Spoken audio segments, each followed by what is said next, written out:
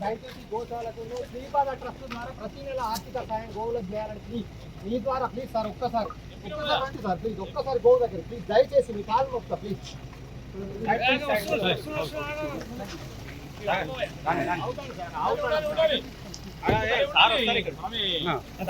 దయచేసి సోమాజిలో 15 లక్షలు ఖర్చాయి. చాలా సార్లు ఆయన ఫోన్ చేశాను.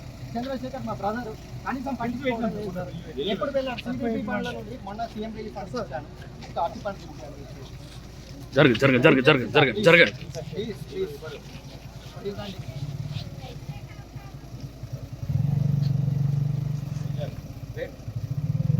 దయచేసి గోశాల కోసం శ్రీపాద ట్రస్ట్ ద్వారా ఏమనుకుంటారు శ్రీపాద ట్రస్ట్ ద్వారా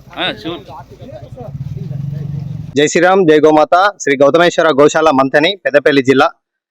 ఈ గోశాలను 2011లో ఏర్పాటు చేయడం జరిగింది. అప్పటి నుంచి నిరంతరాయంగా గోశాలను నడుపుతున్నాం.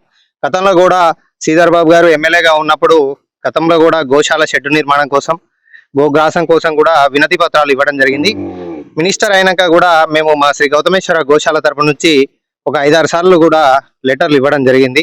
వినతి పత్రాలు అందజేసినప్పటికీ కూడా మా గోశాలకు ఎలాంటి సహాయం అందకడం లేదు.